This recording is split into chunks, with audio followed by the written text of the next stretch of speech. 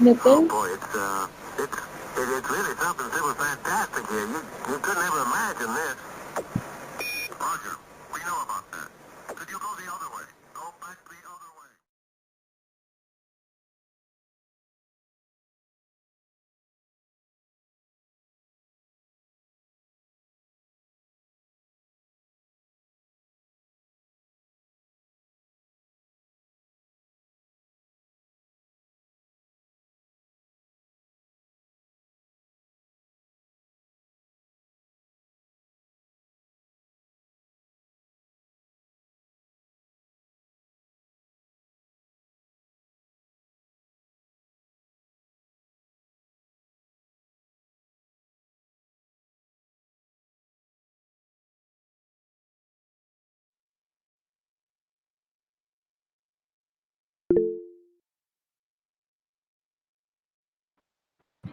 Good evening, everyone. I welcome you to the world's biggest digital space conference this year, organized by SDNx and Helium Learning Labs. My name is Sakshi, and I'm the Chief Operating Officer for Space Development Nexus and your host for today. This year's theme, the role of space education and research in emerging nations, was adopted to put a spotlight on the space activities in emerging nations and empower them further. We expect that through this summit, the students and young space professionals can get guidance for their education and career. SDNx Foundation was established in the year 2013 with the purpose of making space accessible to everyone through its initiatives and educational projects supported by space research and development. Helium Learning Labs, who are our organizing partner, are an edtech company that aims to establish a world-class digital space school, um, which will help to fill the gap between the space industry and space education to train students for the future space workforce. Now, introducing our speaker for today, Miss Laura Manoliu received a bachelor's degree in electrical engineering from Polytechnica University of Bucharest, Romania, in 2015, and the MSc title in telecommunication from the University of Stuttgart, Germany, in 2017. She's passionate about space science since she participated during her bachelor studies in the ESA's Rexus program, where together with her colleagues, they have designed an experiment for studying the melting and welding process in milligravity and launched it with sounding rocket. Laura is currently pursuing her PhD degree at the Institute of Robust Power Semiconductor System (ILH) at University of Stuttgart in the field of high data rate communication system. She is involved in the Small Satellites Project, exploratory in-orbit verification of an EW band satellite communication link (EIPE), a payload engineer and W-cube data analyst, where they aim to investigate the atmospheric impact on data transmission in E-band to demonstrate the feasibility of multi-gigabyte downloads from nanosatellites to a ground station and showcase Earth observation applications. She is the project leader of the EIPET project, where they aim to validate the data from EIPE and WCube satellites on terrestrial scenarios. She has been the SGSC National Point of Contact since 2017, and beside her continuous activities in supporting the education in Romania, she also organized in 2018 the European Space Generation Workshop in her home country in Bucharest. For the future, she would like to have a career in research and development of space communication systems to contribute her practical knowledge to university teaching, to share her knowledge with fellow scholars through scientific publications, and to gain further qualification on the way to a professorship. She strongly believes that education and equal access to it, it is a weapon against racism, inequalities, and poverty. She would like to found a science club in Romania to encourage students to spread awareness about space research and development. Thank you so much, Laura.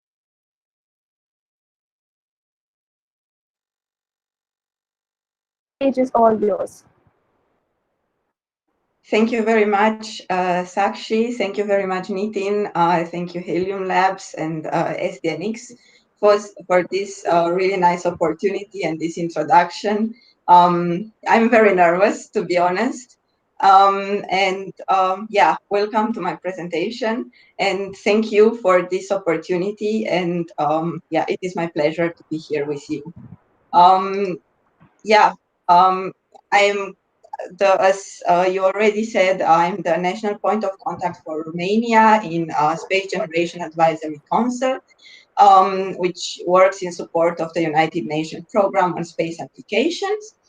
I would like to talk today a little bit about myself, and I would like to put the focus on education, but not only from the knowledge point of view, but also from a personal point of view about the challenges you may encounter along the way, about the opportunities that exist, the directions that, in my opinion, the space sector is going right now. We will also see why to go to study space science, why to work in space, yeah, why space is attractive. Yeah, we will speak mostly about education, and education, as in my opinion, is the most important thing in a from a personal development point of view. As you already said, everything. I don't think I have to say much about my route until now. So yeah, I started in a small town, and from there I had the chance to meet wonderful, amazing people along the way. And right now I am pursuing a PhD in high data rate satellite communication system, being involved in 3 projects, and I'm also the teaching assistant and research fellow at the University of Stuttgart in Germany.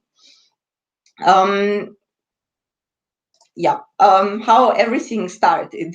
It all started at the University Polytechnica of Bucharest in Romania, when together with some colleagues we decided to apply just for fun at the REXUS program, Rocket Experiment for University Students, of the ESA, European Space Agency, where students all over the ESA member states could submit project proposals, and if selected, they get a ticket to launch their experiments with a sounding rocket from Kiruna, Sweden.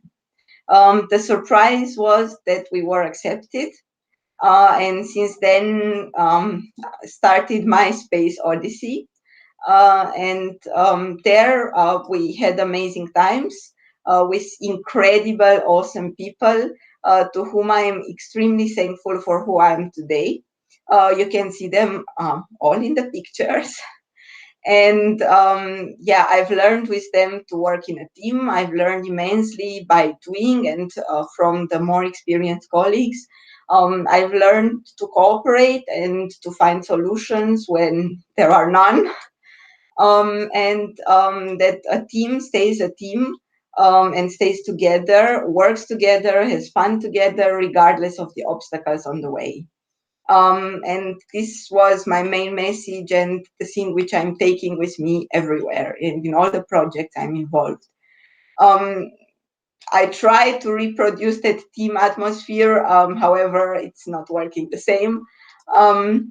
Right now, I am, as I said, involved mostly in the Ivy satellite project as a payload engineer, where we try to demonstrate and characterize a 7176 gigahertz E-band link, a radio frequency link, by using different modulation formats, and to showcase Earth observation applications, and to download live 4K video data, which currently is not possible in the current technologies and with the current satellites. So in order to allow new frequency ranges for broadband satellite communication and to ensure a steadily growing demand for higher data rates, we propose, we hope, the first in-orbit verification of a communication link in the E-band, this 70 gigahertz, with the project Ivy, exploratory in-orbit verification for an E-band link.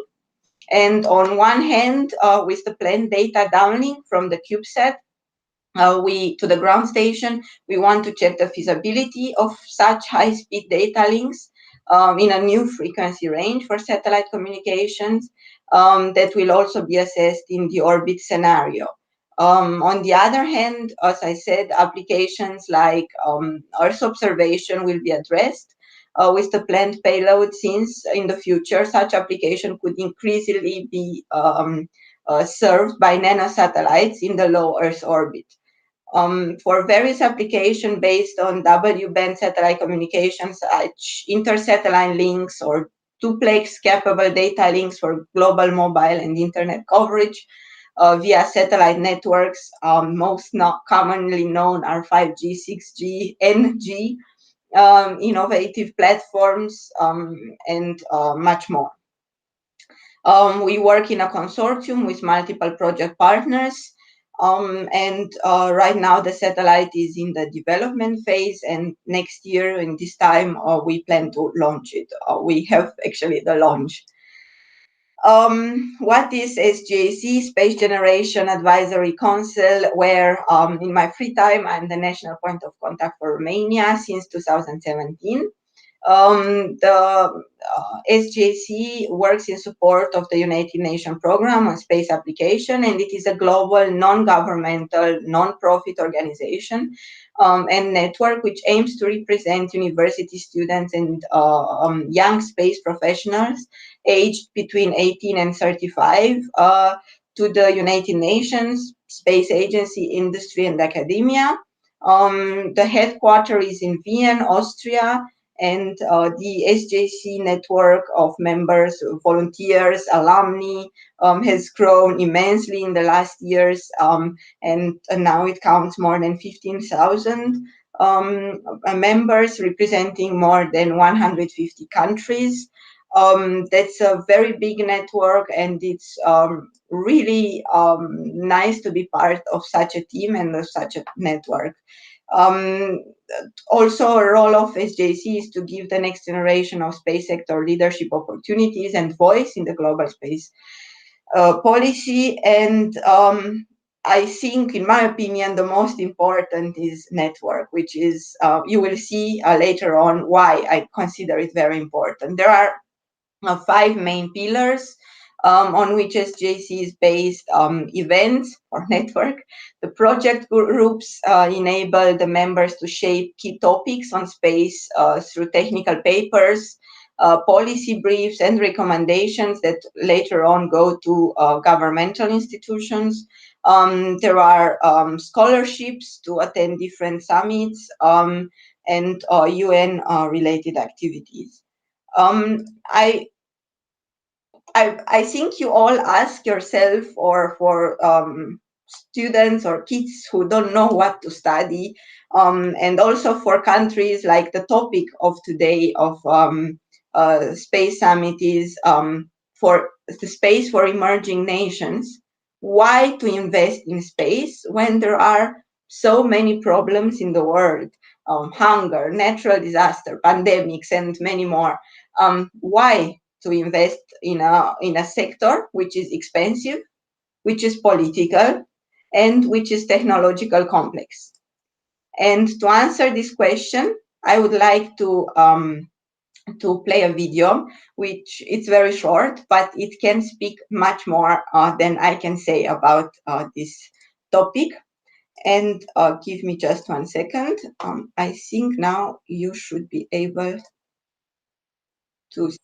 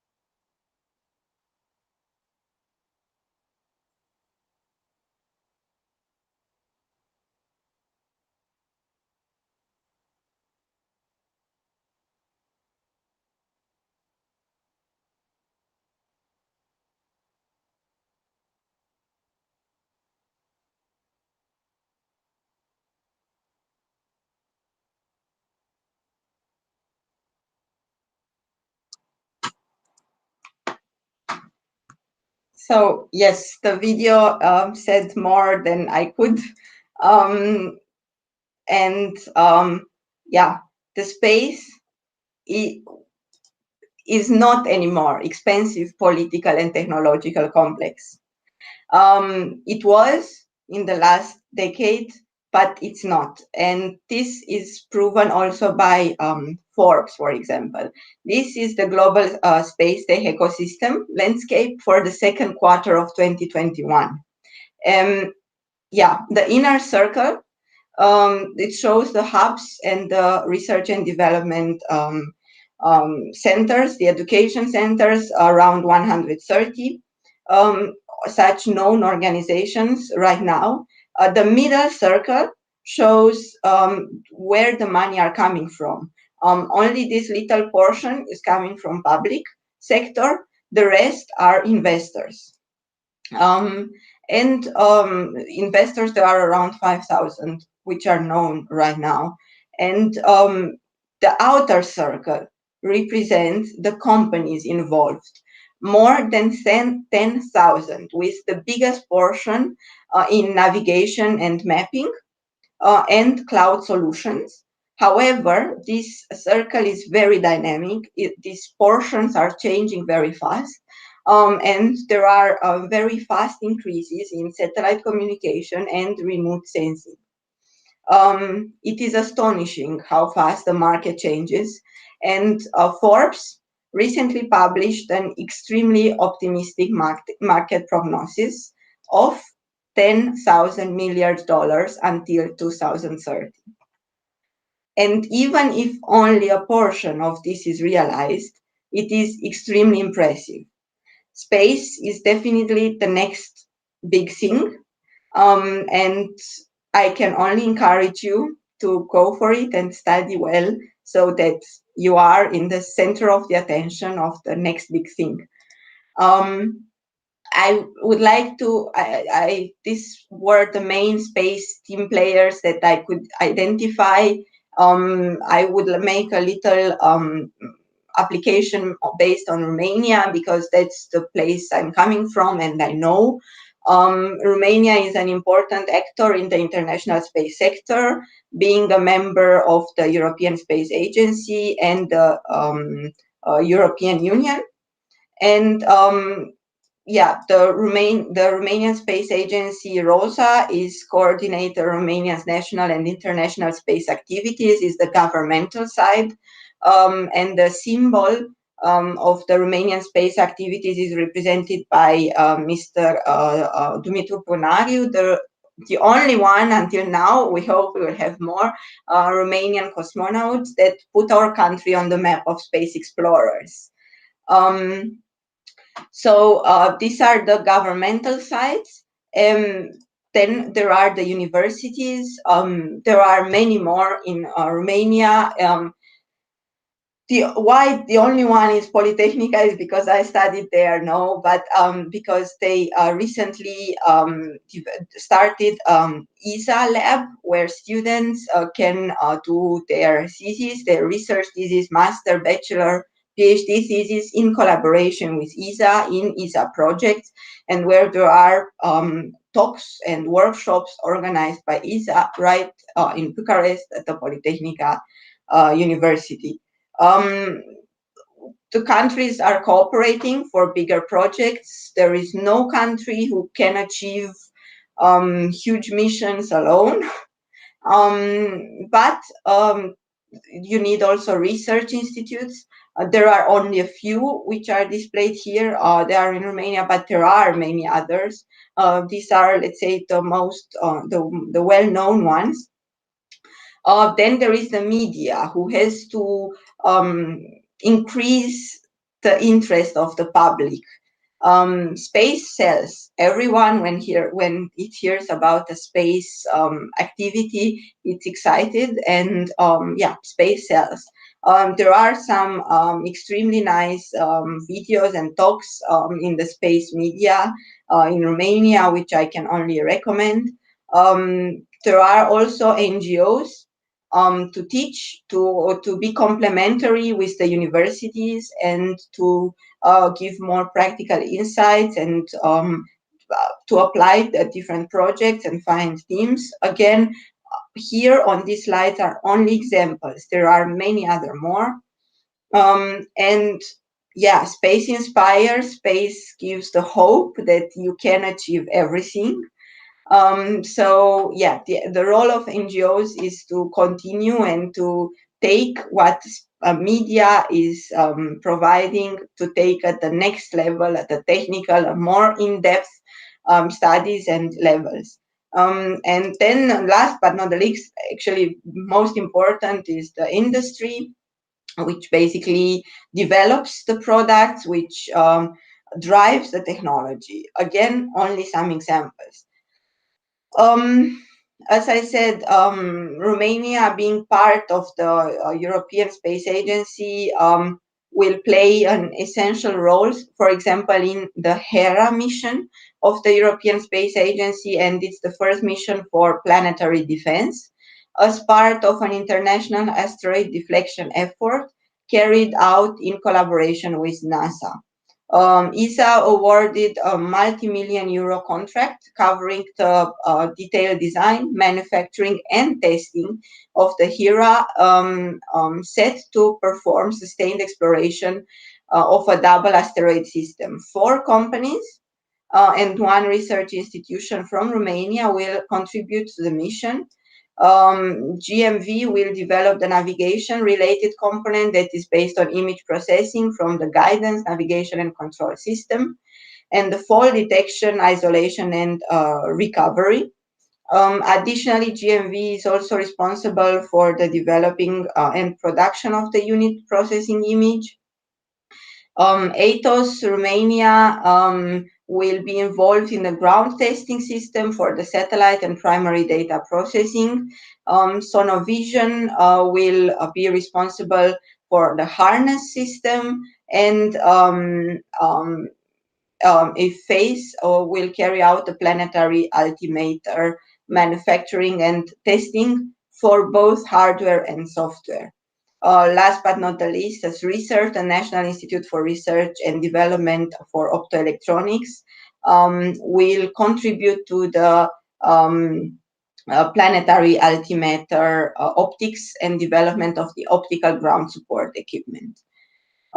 So as you see, we are involved, we are in the new space, although we are also an emerging country. The second result of the players that I showed you before is that Romania is doing quite good in the proportion of women scientists and engineering in the EU. We are above the average, and the percentage is increasing. Yeah, but I'm speaking so much about new space. What exactly is new space? Well, it's driven mostly by the market needs and not by the governmental, like the old space, like all the Sputnik missions or yeah, moonlanders. It's also based on lower costs. It has a reliance on private capital. The best example here would be Tesla and SpaceX and Elon Musk. The highest the private capital, and also successful, and also it drives an entrepreneurial nature. There are solutions. I mean, basically, the industry needs to sell, so you need to find ways to do it cheap, reliable, and for everyone.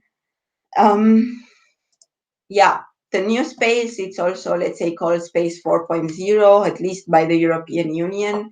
It is a change in paradigm, and the competition of the past becomes now cooperation. The limited access to the services or information becomes now open access professionally. There are talks, there are workshops, there are informative materials all over the internet. You only have to search for them and yeah, read them. The restricted use becomes free use. An example here would be the global positioning system, not the GPS, which is still American military, but still it's used in the phones, and you get your navigation and positioning based on all the other positioning satellites from different systems. And it's free for you, it's free to use it. And limited applicability becomes space in everywhere, as you also saw in the video. New space require new people and new skills. The space right now is multicultural, multidisciplinary, and multiplanetary. European Space Agency is consisted of a lot of European member states and partners, and the International Space Center. It's also international cooperation from all over the world, not only one continent. What would be the skills? Well, there are many, but I dare to put the ones which crossed first my mind. You have to be a good professional, to be more or less the best in your field. You need to have good communication skills. Presentation skills are also very important. Public speaking is necessary. Passion, that's very important, to have passion and to like what you are doing, because you will meet many setbacks on the way. And if you have passion, this will carry you out all over the way. You need to have curiosity. You need to be a good team player. You need to have perseverance. And these are not only names of NASA rovers. There are also qualities that people should have, and that could drive them successfully through a space odyssey. You need to have ambition, time. You need to really manage your time very well. Networking, that's extremely important. Negotiation and conflict management, patience, cooperation, tolerance, courage, dreams. English, everyone speaks English. You really need to master it so that there are no conflicts and there are not misunderstandings. You cannot allow in space to make a mistake because of a language barrier, and endanger maybe somebody's life. That's also very important. You need to have spirit and courage. Yeah, these are the most important. How everything started? It all started with the CubeSat. The universities are as learning platforms, as laboratory for the lectures. They were developing little projects. Then they wanted to prove them, and for that they need to do a proof of concept and to demonstrate them in orbit. It's like our IV satellite. However, universities are well under budget all over the world, so the low costs had to be there. I mean, it has to be cheap, but also to be novel so that it drives the science. And this drove then to real business cases, models, startups, which then developed the demonstrator of the university into business and sold it as a product. Everything goes back to universities, because a product cannot stay as it is. You always need to improve. You always need to adapt to the market, to the new needs. So new research and new capabilities and new sectors must be developed. Basically, it's a closed loop system. And this leads me to the topic of today, the need of education. Well, education needs to be done at all the levels. You learn all your life. I just put here some examples based in Europe, and with applicability in Romania mostly. There are local levels of education. You need to inspire the kids by actual ESA space mission and programs. participants should be stimulated. And maybe I will say something very unpopular, but in the future, I think we need less, I don't know, lawyers and judges, because if we manage to master education and if we manage to get well-educated people, we will have less criminality. So therefore, I think it's extremely important to motivate and inspire kids at very low ages to go to science, to go to technology, to go to things that goes beyond the Earth. And that's why European Space Agency has numerous programs and numerous school projects which you can do with your entire class and colleagues and school. And there are from short stories to activities and challenges, also outdoor, not only computer games. There are competitions, some of them technical, but also artistic ones. So there is everything for everyone.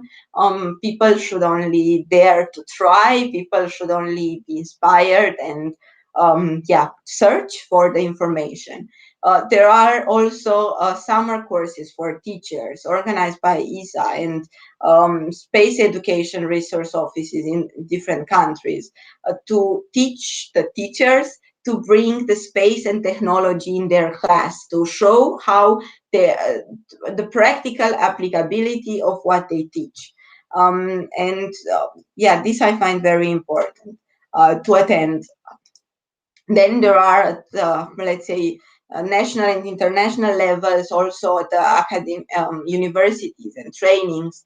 The most popular and a very nice experience is the Young Graduate Trainee at ESA, where students after graduation are encouraged to apply for 2 years, 1 year internship, which can become 2 years, at the ESA facility on a project and work together with the entire ESA team for a project. That's very important for somebody without experience, and it can be very motivated.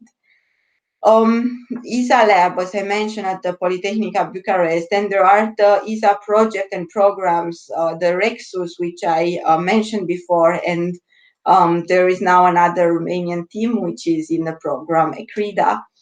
There are different projects to spin your thesis, drop your thesis, fly your thesis. These are more for master students or PhD students, and they get to different facilities, either with low gravity or with a drop tower.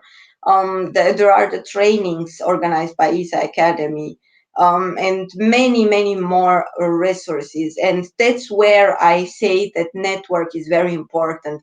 There are so many opportunities which cannot be put on a slide or 10, but you should be in a network to learn about these opportunities, to know where to look for and to be up to date with the current opportunities. There are also incubation centers for entrepreneurs, and the ESA Grant Challenge is a competition that proposes inspiring goals far from the market reach, and it's derived for this ESA Space 4.0 strategy.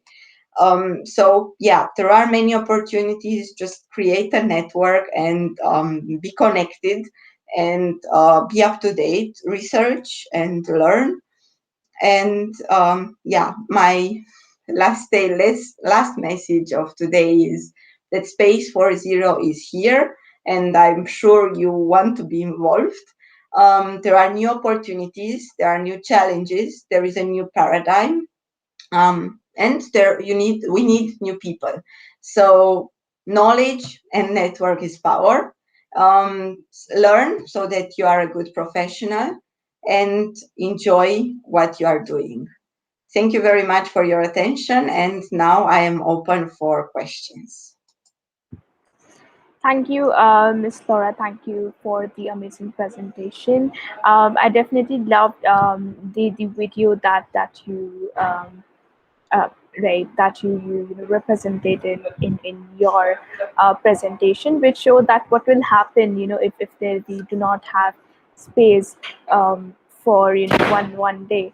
I would request you to please stop your presentation, like stop presenting, so that we can start the interview session. Because I think people are not able to see us on YouTube. Right. Perfect. Yeah. Perfect. Yep. All right. So my first question for you is, as we discuss about, the privatization of the industry as well, and the new space age, right? So how do you think that privatization of space actually, helps us develop, right, and the entrepreneurial qualities or entrepreneurial method that we have been using for these years, and we have seen a very big change even in India.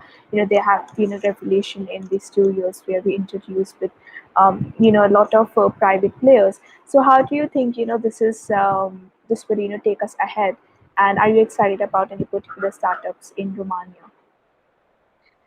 Yes, definitely. There are some signs of startups in Romania. I think startups are extremely important because they try a completely novel project. Well, if they succeed, they can be like SpaceX. If they don't, that's not so bad. You learn, you got experience, and you didn't lose that much. You tried something and you tried it out, and you know why it didn't work. Maybe it doesn't work now, but it will work in 5 years. So I think getting this experience is very important. And why these small companies are so important, because they must be competitive. So to stay on the market, you really need to be very competitive, to do a product which is good, which is new. And right now the market is very international. I mean, you see also the launches. Everyone launches with who is cheaper. India also offers a lot of launches opportunities. Japan, of course, US traditionally for small CubeSats. As a company, you want to launch something with a cheap a company, of course, with a good orbit and other parameters. There's not only the price involved, but you are driven by a cost to an end product comparison, which you really need to take into account. And this competition between these small companies drive the price and drive the progress. And an example is, for example, as we applied for our satellite project and we asked for an offer of the launch, it was about €500,000 launch for a 6-unit CubeSat, and only in 2 years it became half of that price. And this was driven mostly because of so many launch opportunities and launch offers. As I said, from India to US, Japan, and Yeah, Russia, of course. definitely. Yeah, I mean, definitely. We were talking about. I was talking to this, other speakers as well. That, how can privatization and also sort of collaboration between emerging nations and nations who have fully developed in space, or like are in better phase in space right now, like the United States or some other European nations. How can that collaboration sort of work in the future? And also like when you mentioned that just getting independent of government and just going to privatization, and India is seeing this recently, that ISRO, that is our government and organization, they are sort of supporting private space players, and also having all these programs to accelerate the ecosystem. So is it something like that in Romania as well? Like, is there a collaborative thing that is going on between a government organization and private industry?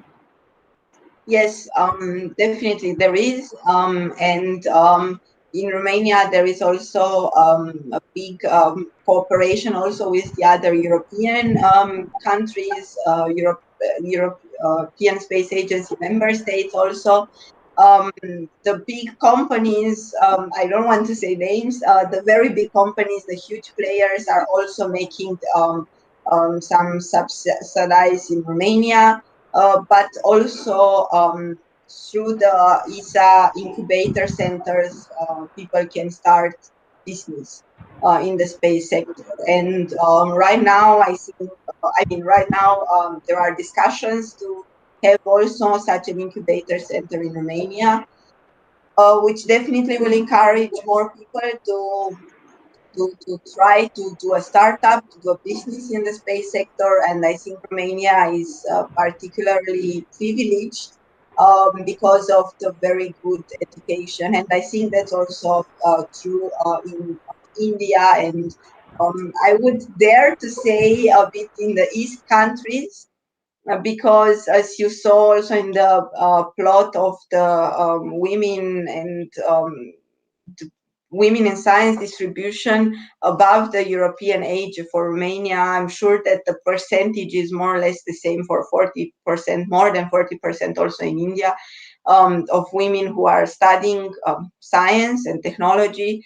Um, I think this is because of an education in school oriented a lot on math, physics, or real subjects, and a bit less on, other subjects, and encouraged by an emerging, let's put it honest, if you want to be a painter in Romania, you can be an amazing painter and you can have a lot of success, but you will not be so privileged with salary or money or whatever. It will be hard. But if you are an engineer and you work in IT, yeah, you have no problem and you have a huge salary. So driven by this difference between, let's say, some subjects, people are studying more techniques, and I find this amazing, and I find this different in Romania, as in Germany, for example. And I think I don't say not to encourage the artistic part. They are extremely important, and also they are important to make the people realize the importance of space, and they are extremely important. But I think that's a very big gap which can be filled in techniques, and that's not hard to study techniques. Thank you, Ms. Laura, for that amazing answer. And just discussing about the just as we are saying this a lot, the spaces for everyone, right? And the future space careers will vary. I mean, I can already see it that there's a lot of new upcoming phases in space law and policy, and also like probably we'll get into diplomacy as well. So, what kind of future space careers are you most excited about? Something that you look forward to, as being in the space industry. Well, telecommunication, because it's my field. I studied it and I am gonna work in this field hopefully. So no, honestly, I think there are all the sectors and all the jobs in space industry are extremely excited. I cannot classify which. It's really cool to be an astronaut, and there was the European selection just closed some days ago with an incredibly big success and a lot of participants. So yeah, all the job, also space lawyer and the space cooperations, they are extremely important. There are so many countries involved, so many different cultures, so many different attitudes, different perspectives. Of course, they have to be a little bit regulated. Of course, they have to be coordinated. Um, and yeah, I think that's a really there is no job which would be more amazing than the others. They are all really amazing, and I'm really excited to see how it develops. Of course, I think there is a very big need of engineers. However, yeah, also motivating the kids, so educators and teachers are extremely important, and that's where everything starts. With a good education system, you can reach the stars. Sure, and I think you already sort of told us about how it is important to have equality in the space sector when it comes to men and women ratio. And in the past, like, we know that there have been only few women in space as astronauts, right? And it's slowly changing with upcoming missions and with the new space age. But what do you think personally can be done more in terms of reaching out to this woman and like increasing the ratio and bringing that equality in the sector as well? To be honest, I wonder every time why, I mean, where did it start not to be equal? Um, if I try to look in the past and think of engineering, let's say, as mostly men sector, maybe because people were working, I don't know, in mines or in heavy iron factories where you need a lot of force. I don't say that there is a job which is not for, I mean, women are equally qualified and so on, but of course I would also not like to move a tractor or whatever.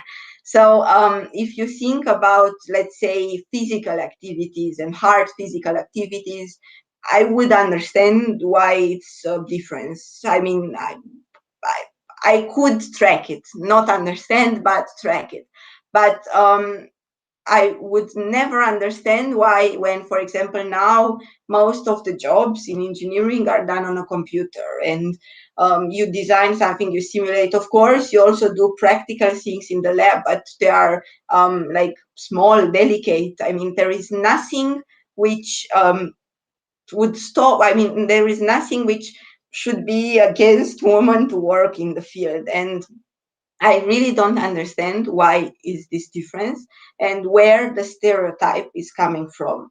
I think that girls should be, and also boys, I mean, everyone should be equally motivated as young kids in school to go to study math, physics, I don't know, real subjects, also the other ones, but not to put accent or not to make comments in school like, oh, you like math or you like physics, that's more guy subject or something like that. These comments can discourage if they are heard repetitively. So yeah, I think just treat it normal. I mean, it's absolutely normal. I don't see why we should put so much emphasis on guys and girls jobs, and also why to treat it with so much surprise. Oh, you are studying engineering, oh, what a surprise. There shouldn't be something like this, and I think that's where it starts from. No, I cannot agree more in this. Obviously, I think that a woman can do anything they want, and there's no stopping them. You, as an example, here today, and my colleagues, or like people, women I know in the space industry, they are achieving great things, and it's just, I think you said one right thing, that it sort of starts with the whole societal thing where people are like, we do not even need to say like why is the term equality, or why is the term feminism even is coming into this, because there shouldn't have been a problem from the first place, because we all have got the same brain and we have all got the same capabilities in terms of engineering and science, and that is how it should work. So thank you for that answer. And we were talking about education as well, and I think you want to get into this field in the future, as a professor and teach more students. So what kind of reformation is required in emerging nations especially, and how can we make sure that space is actually for everyone? For example, Helium Learning Labs, we are trying to achieve it through a digital space school. So like, what kind of things, other things, innovation can happen in education to reach out to these students? Yes, we see also now in the pandemic, it's a very communication. It's a very important factor. And I'm not speaking here only on the interaction between humans, but also digital communication. And I think the good thing of the pandemic, if we can say there is a good thing, is that it taught us that we can reach everywhere with a digital world. And there are, in education and equal access, there are so many courses and workshops and educational resources which are online. Most of them are for free. You only have to search for it, and to direct also the people who don't know, who are not coming from the field, to direct them towards these resources, to inspire and motivate them to learn more and discover more about the field. I think the first step and the revolution in the learning would be to use the digital as an additional education material, to use the digital world. Of course, I am totally convinced that kids should go to school. There should be no pandemic to stop going to school, which is the interaction between the people, where you learn to communicate, to work together, to stay together, even with people you might not like. So going to school physically, that's extremely important. But using the digital at home or for homeworks, and discover more on this huge internet and platforms all over the world, I think that's where there is place for improvement. And do workshops online and practical activities also online. I think, yeah, that's where it can be improved, and where the education can make a step forward.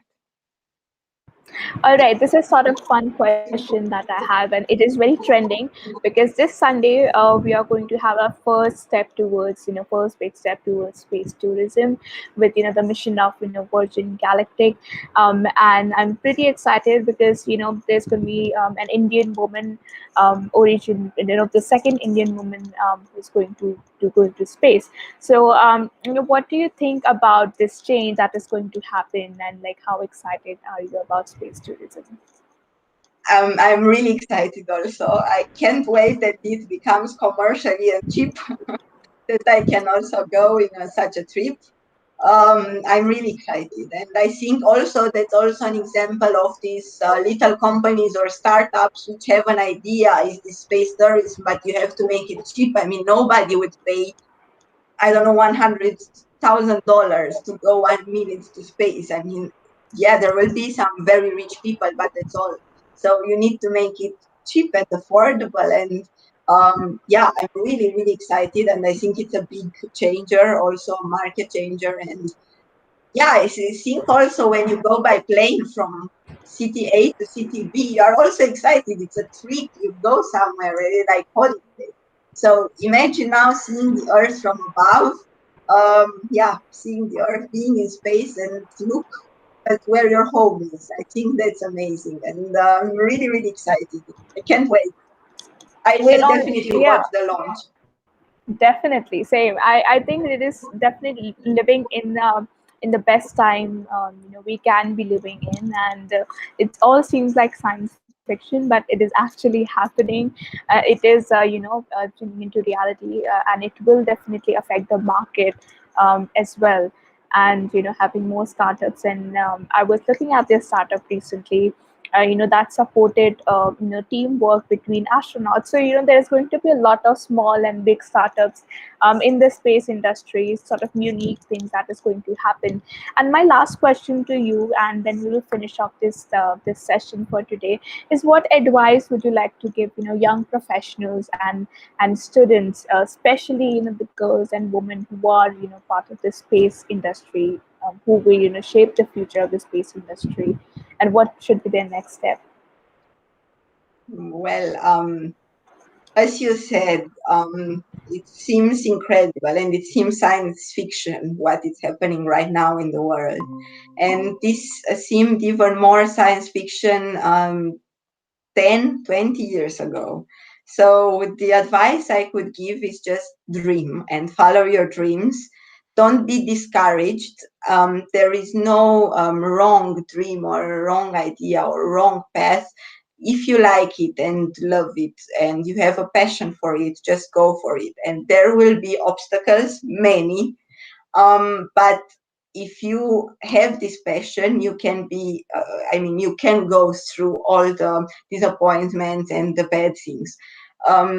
Just follow your dreams, and even if it seems crazy and science fiction, and I cannot explain it how crazy can seem, follow it, follow your dream, and it will reach you someday at the point where you are dreaming. Thank you, Miss Laura. I completely agree with you that, dream whatever you want to do, work on it, make more network, like expand your network. The space industry is really friendly.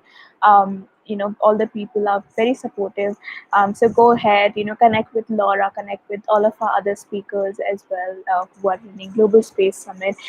Thank you, Laura. Thank you for joining us today. I Thank you, really Sakshi. appreciate your time. Thank you so much. Thank you very much. It was a great pleasure for me, and I'm really honored that I could be here. Thank you again, and please feel free to contact me and all my colleagues. We are happy to help, and I also get help from people who are above me. So, and I'm not afraid or ashamed to ask when I have a problem. I'm asking. So don't be afraid or ashamed. Ask. There are no stupid questions. And thank you again for this great opportunity. And I hope to hear from you, from the listeners in the space sector soon.